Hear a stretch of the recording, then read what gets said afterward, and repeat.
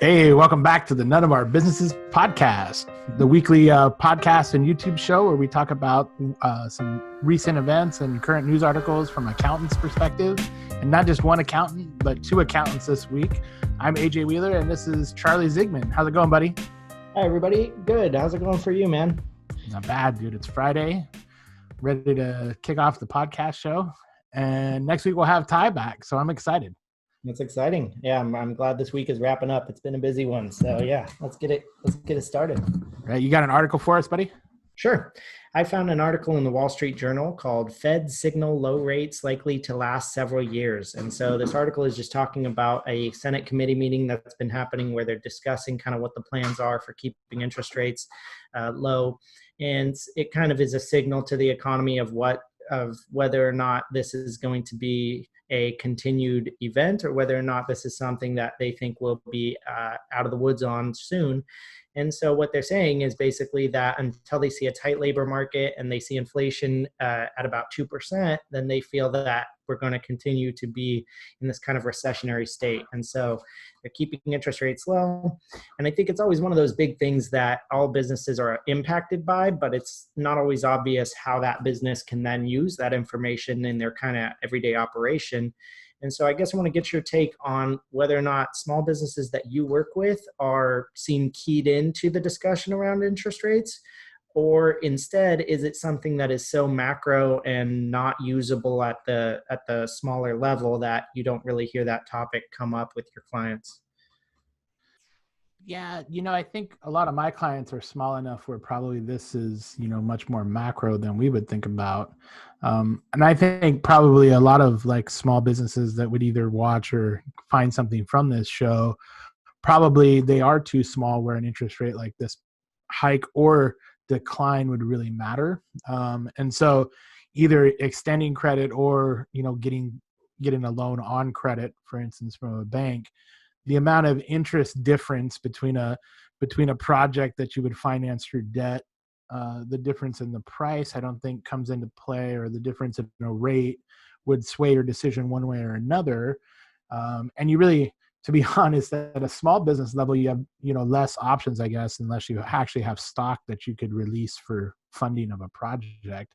So if we're talking about it from like, a capital project or something that requires you to go into debt, or even starting a business, I don't necessarily know that a lot of those small businesses would have their finger on the pulse of a market rate change like this. And to be honest, over the last I'm no finance expert, but I think interest rates have been unhistorically very low for at least the last 5 years, if not the last since 2008, almost 12 years ago or something like that, after the housing market disaster. So I guess we've been swimming in this water for a while. And I think, from a large corporation standpoint, it might make a little bit of a difference and affect their bottom line much more than the kind of businesses that we work with or would be interested in the show, or that people that listen to the show would have contact with. Yeah, I agree. The only thing I would add is that a lot of the things that I think a business would try to do as a result of low interest rates are things that they're trying to do right now for other reasons anyway. So for example, trying to take on more credit to make more cash reserves. That's a good idea because interest rates are low, but it's also a good idea because it's a precarious time. And so I think it's encouraging people to do things they were already doing anyway. So yeah, you got another article we can talk about? Yeah, actually, we have, I don't know if you know this, but we have for those listeners that don't know, we're based out of Portland, Oregon, but we have an Oregon business that actually went for an IPO this week. And so the headline is from Forbes, and it says, Dayon-backed Laird Superfood going public with a New York Stock Exchange valuation of $185 million. And in fact, an update to the story I heard today, or I saw on my phone today, was it was actually on an uptick. So it started after the IPO, the price kind of went up and the valuation kind of went up there. So what is Laird Superfood? It's one of these subscription-based kind of food delivery services, but they're centered around coffee creamer. So if you're a milk drinker or you are like a Coffee Mate user, they offer an environmentally friendly whole food kind of approach to this. And actually, I use their product. I've been aware of them because of the Joe Rogan podcast, saw them on there. And so I actually use their service. I really like it. But outside of the coffee creamers, they also make like hydration products, roasted and instant coffee, tea and hot chocolate. And they expect to raise about 58 million, and on the high, ranging by issuing 2.65 million shares, putting the price at about $22 a share, I guess, when it came out. So, and they're based, like I said, on a reoccurring business model. Now, I'm not a subscription person. I just pick up, 2 or 3 bags of the coffee creamer when I run out. But they have, organic ingredients. It's shelf stable, and you can just order it on the internet, and it shows up at your house like a couple days later. So I kind of like to get your take. Are we going to see, and we've seen this in the past, but I think it's moving more so to a subscription-based kind of food service. I mean, I know there's other food box delivery services. There's actually like Imperfect Produce that delivers, fresh fruits and vegetables from local, growers to your door that happen to be just a little imperfect, so they're supposed to be less expensive. But I'd like to get your take. Do you think you see this as a growth area, or do you think this is kind of like a fizzled trend, do you think? I think this is, I really like this because not only is it Oregon based, so I think that's always a plus, but I think it's a couple of different growth areas that I think are moving for different reasons, but in the same direction. So you asked kind of about the subscription service and whether or not I think those are on the uptick. I think as people are trying to steer away from the grocery store, and so they're trying more delivery or trying more other different ways to get their food, that's causing them to turn to options like this. And I think people are really enjoying the kind of regularity that gives them, where they can forget about creamer as an idea and it just shows up. And that's something that you can't do as easily without having some kind of automation to it. The other thing I think that's happening is that people are getting a lot more aware of kind of what goes into their food. And this has been happening, of course, for years, but it's really picked up pace in the last, I'd say, 10 to 15 years, as there's been a lot more kind of food documentaries, and veganism has kind of taken off a lot. And so I think people just care more today about what goes into the things that they buy than they did maybe 20 years ago. And so for me, this checks a lot of boxes of something that I can see, being popular and continuing to grow. I've personally never tried it, so I take your endorsement on if it's good, but I imagine it must be if they're at the point where they're doing an IPO. And so, yeah, I like it. Yeah. The reason why I turned to them, just my personal story with Laird Superfood, was I was trying to reduce my sugar intake. And so part of that was like they have a low glycemic coffee creamer. So it's made out of coconut sugar. And I was also trying to get away from milk a bit. I'm not a big opponent to milk. I actually like milk, but this was nice because it was all in one, kind of like a powdered creamer. And so, and then they have one with turmeric. So I was supposed to be taking more turmeric in my diet. So I get all three, and it makes the coffee taste great. I don't know. Although this show isn't sponsored by them, but if they wanted to, they most definitely drop by a few free bags, and I'll pimp them out some more on the show. But are their deliveries pretty consistent in terms of, like, since you're getting it on a schedule, do you feel like it comes on time and that kind of thing, or is that? So I'm not a scheduled buyer. I'm not a reoccurring. That's right. I buy 3 bags at a time, and then when I run out, I just go back on the website and order it or whatever. So, I see. But it's good stuff, man. I'll let you try it sometime. You're a coffee drinker, right? Oh, definitely. All right. Definitely. I'll bring some over. Service up another hot and fresh article there. All right. I've got one. You're going to have to kind of bear with me on the name here, but so I found an article in CNBC called Chamath and let's try it again. Palihapitiya is the name of somebody who started a social capital investment firm. And he's basically, there was an article in CNBC talking about an interview that he had where he is basically giving kind of his opinion on how America should be using stimulus money. And so his advice is that stimulus money should be going to the consumer as opposed to going to businesses, because they're more likely to spend it, and because of the fact that a lot of times, at least according to him, when you give money to a company that is what he calls a zombie company, a company that's dead and just kind of being propped up by the by residual demand or whatever. And he says, well, basically, if you feed those companies money in an attempt to keep them alive, you're really just kind of kicking the can down the road. And so I guess I wanted to get your take on I guess, two things. Number one, do you feel like stimulus money that we've just recently been through, the PPP loan and the CARES Act, is that going primarily to businesses in your opinion, or is that going really to employees because that's how those loan programs were designed to work? And then I guess the other question would just be, what do you think is correct there? Do you think stimulus money should be going to large businesses, or should it instead just be geared at the consumer directly? I think it's an interesting question because I think we're in a, for better or worse, we're in a consumer economy, and like we said on this podcast before, the economy grows and is robust when Americans are buying stuff, and whether that's needed stuff or not, if they're buying stuff, the economy's running.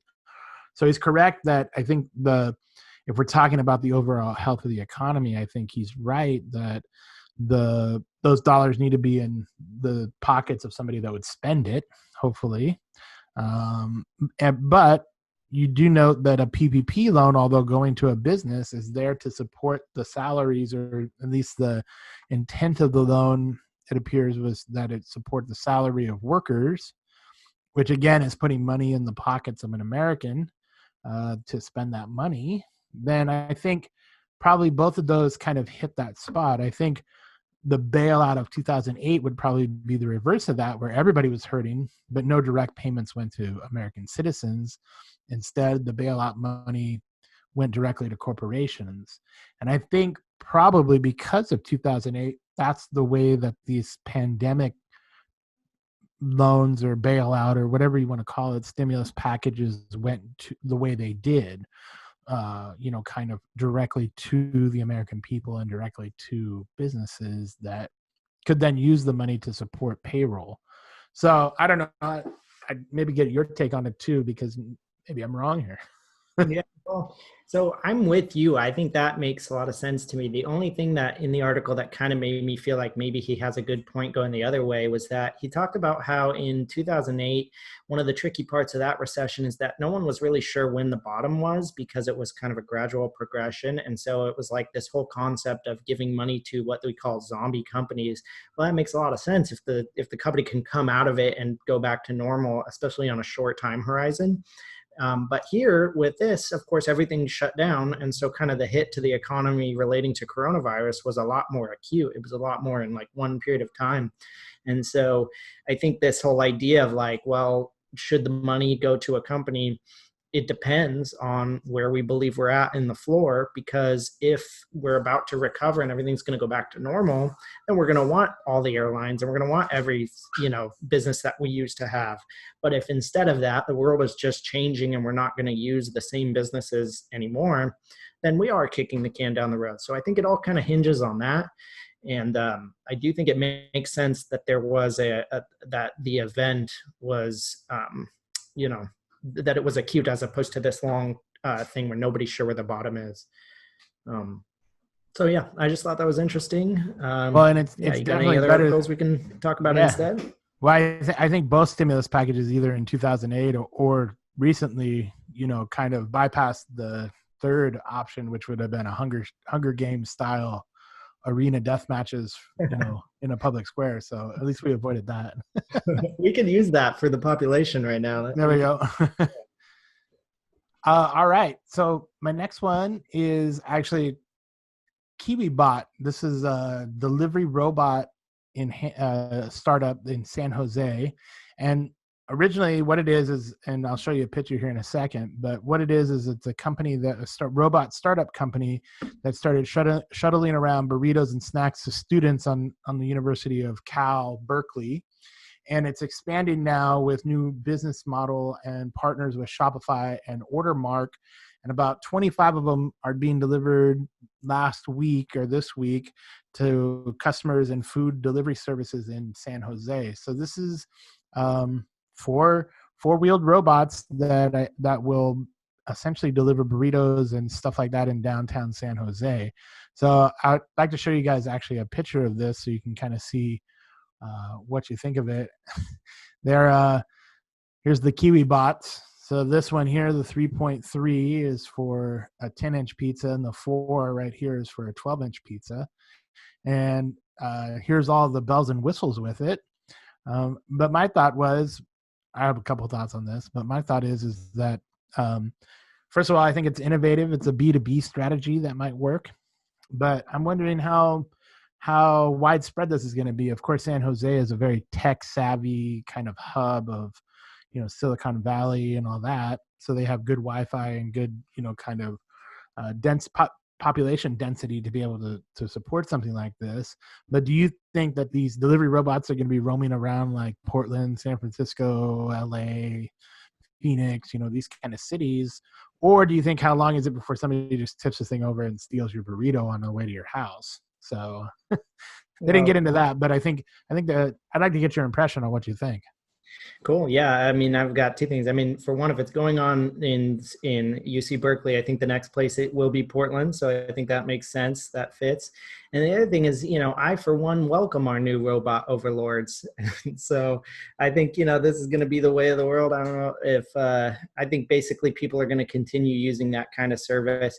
I do think there's going to be people who are just kind of there to watch the world burn. And so if you've got these like robots going around, that I can see them being a target for destruction. But that sounds like a problem you can solve with insurance or with perhaps some kind of modification to the pizza robot to really make it secure.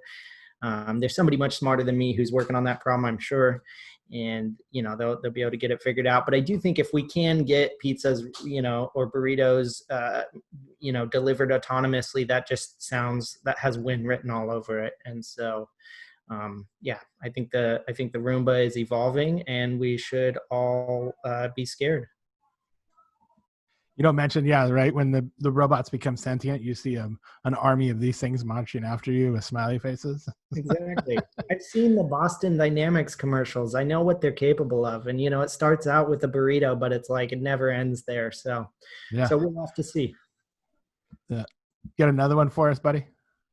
All right, so yeah, I've got one more. It's a little more somber, so we'll take it down a notch. But I found an article in MSN called Gas Companies Are Abandoning Their Wells and Leaving Them to Leak Methane Forever. And so I want to talk to you guys a little bit about it. I'm not sure if you're aware of this problem, but basically the demand for natural gas has gone down quite a bit, and it's an industry where there's been a lot of the life cycles of these mines are very long. And so what's happened is that we'll have one person who kind of builds this like 2-mile deep mine to bring up methane gas. And then he'll not get the amount of resources out of it that he wanted. So he'll sell it, it'll get kind of sold along down the line, maybe 3 or 4 times. And then 30 years later, it eventually starts to leak. And they can decide at that point whether to cap it, or they can decide whether to try to get it back into production. Or what's becoming more popular is that the people who are now have like ownership to these wells will just leave them alone. They'll just say, well, that's a sunk cost, and all the money that we spent on that well is gone. And so they just let it leak. And it's one of these new problems because I guess there's 3.2 million deserted oil and gas wells in the US, and an estimated 29 million globally. And so there's no like regulatory requirement to monitor the methane emissions from inactive wells. And until recently, scientists weren't even considering it in kind of their impacts of the how our production impacts the earth. And so I guess I want to get your guys' take on, I'm looking at it more as not so much an ethical thing of like drilling, but more of like a business problem of how do we fund these obvious externalities if we have like a mine that we all need, and we have a company who runs it, and we know it's going to eventually need to be maintained. Should that company be setting aside enough money to fund the eventual capping of that well? Or is this totally a government level problem that should be handled through taxation and through other means? What's your take on that? Well, I think this is, so natural gas might be an outlier. I used to work with a nonprofit that would prosecute oil and gas companies when they would violate like cleanup laws or have like environmental problems or abandoned pipelines and such. So I found it surprising that the gas company, the natural gas companies, had a loophole in this, because there are EPA regulations around, like for instance here in Oregon, the Hanford nuclear site, the cleanup of that is constant and ongoing. Um, you have like abandoned pipelines, and the organization that I worked with was very vocal and active in all kinds of those kind of cases. So I think it is kind of one of those public good things that that is, needs federal oversight, because there's not any individual oversight over it. You're talking about very costly cleanups, very costly to save up for and such. And if the law isn't there, the business then, in their life cycle doesn't take that into account, So I guess, from my point of view, it's probably the one place where government regulation is needed is in the development of industries like the power companies or the gas and oil companies, where the results of operations can wreak havoc on the environment, and you need some kind of jurisdiction and I think legal procedures to be able to enforce any kind of cleanup on that. So Yeah, I just want to say I think you've got it right on. I agree with that. I think it's one of those things where it's sometimes hard to identify who the payer in a transaction should be in this case. And so it's like, since the government is the only one that has the ability to actually administer this kind of system, I think it seems like it does have to be a government-based system. And it's also just interesting because, yeah, those lifespans of the mines are often longer than the owners. And so it like ends up being the case that it needs to be somebody other than the business, because, both the guy and the business are dead at this point. And so, yeah, just kind of an interesting problem. all right. So my last article this week is actually Microsoft. If you didn't hear, Microsoft bought the game studio Bethesda. They actually didn't buy just Bethesda. They bought the parent company to Bethesda that houses a bunch of different studios. But for those that aren't initiated, Bethesda makes a bunch of really high-profile games and have had some quote-unquote classics in the past, like Skyrim, Fallout, these kind of titles that have millions and millions of players and have brought in millions and millions of dollars. And so Microsoft owns Xbox, and the main competitor to the Xbox is the Sony PlayStation. If you're talking about head-to-head gaming systems, there's always Nintendo, but Nintendo kind of operates in a separate part of the market that's gaming, but kind of different in the fact that they're not so focused on power and next generation and all that kind of stuff. They're very much into like a consumer based storytelling kind of intellectual property business than they are like a technology company like Microsoft and Sony are.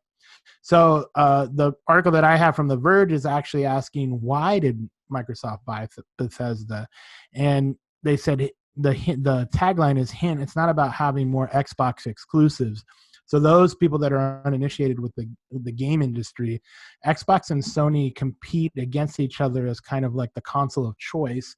And the way that Sony competes is having awesome first-party titles, meaning that they have games that you can only access by owning a PlayStation. And so that's what they've really hung their hat on, and being a more powerful system in the past.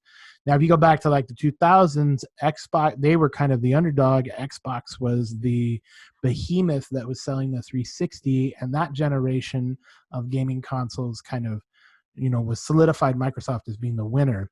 Fast forward to when the Xbox One and you make your next generational switch to the next gaming system, Sony won that round through exclusives and a more powerful gaming rig in the PlayStation 4 versus the Xbox One. So now you have Microsoft buying Bethesda, and the reason that The Verge basically says it is so that it can diversify its offerings. So what Xbox has tried to do, and it's interesting to see them from a business perspective shift from wanting to have exclusives and beat somebody in a head-on kind of, my system is better than your system, Xbox versus PlayStation. You have Xbox being very consumer friendly. So for instance, Xbox's new next generation Xbox Series X, you can actually buy it for $25 or $35 a month for a 2 year period, 24 months.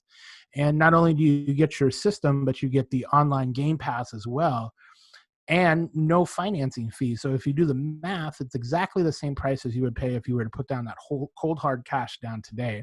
And it's like one of the most fantastic deals I think we've ever seen in gaming. But I guess my question to you is, do you follow this at all? Do you kind of look at this? Do you have any takes on, like, this is and there's just the amount of money that's involved in the game industry now.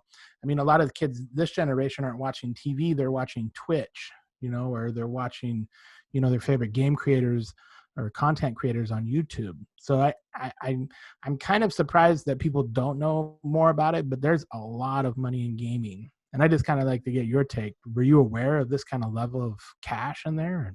What's your take on it, Charlie?